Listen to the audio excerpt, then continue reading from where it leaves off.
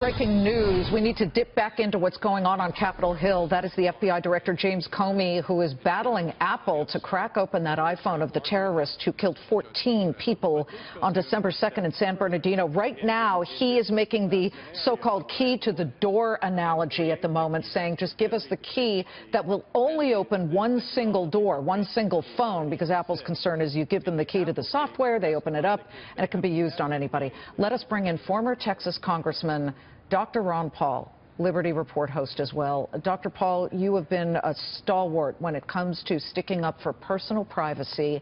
As you watch this case, I'm extremely interested to know, because we've got a standoff going on right now.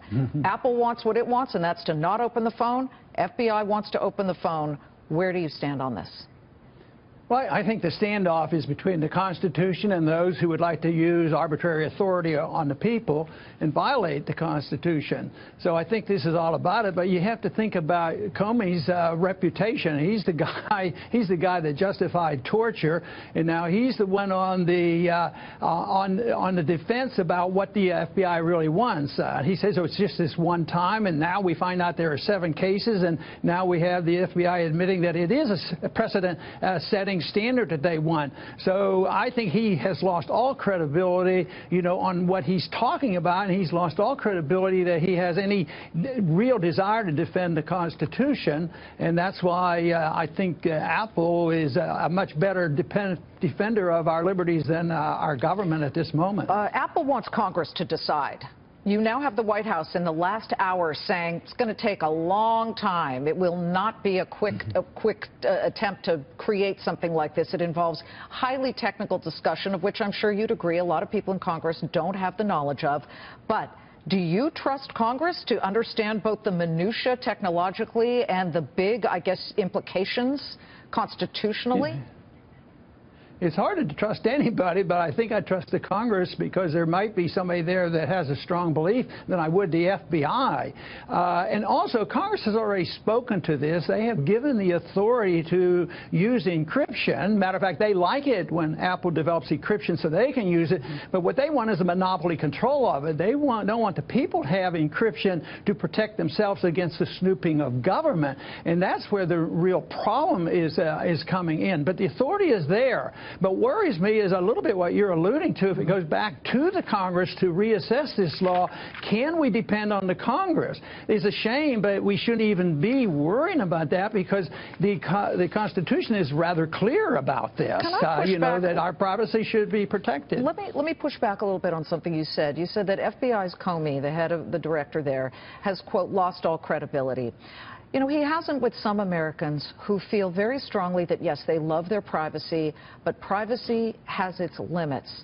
I believe even Warren Buffett said that to CNBC just yesterday when asked about this very case, that, you've got terrorists who are willing to do great harm to us. They would chew hydraulic lines to bring down a plane. You and I both know that.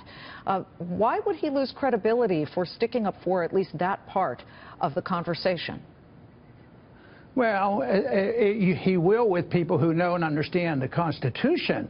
But, the Constitution is there to protect us, not to be distorted. So I think the whole reason that we have encryption is because the people really wanted it. This came out of Edward Snowden's revelation that the government was illegally. Remember, the government denied they ever were watching us until Edward Snowden proved to them that they were. And that's when Apple got busy and tried to protect the people from the encroachment of government, and since the government was actually the enemy of our privacy. Well, Doctor, so, what is I guess the final question is, what's the compromise? What do you foresee happening here? Well, I don't like the idea of compromising. I don't think you ever have to give up liberty for safety. They said there should be always a balance. No, I think there should always be a bias. If there's any question at all whatsoever, it has to be a bias toward liberty. And right now, I think the bias is away from liberty and the sacrifice of liberty, and people get scared to death. Everybody has to be terrified of what's happening. We happen happen to live in a country now where violent activity is going down. We happen to realize that as far as terrorism goes, there were 10 cases between 2005 and 2015.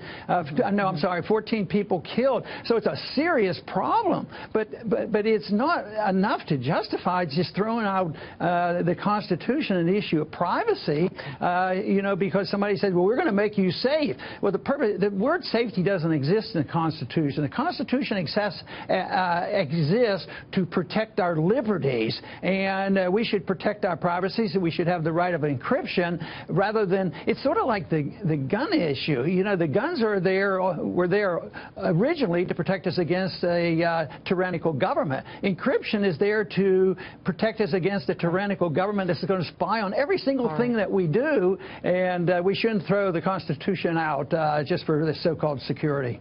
Ron Paul, sticking up for the Constitution. We'll see what happens. There is a lot of fear, and that's why some people would like to see this phone opened. I'm sure you understand that. But, of course, we hear your opinion. Thank you very much for joining us, Congressman Ron Paul. We are going to be right back.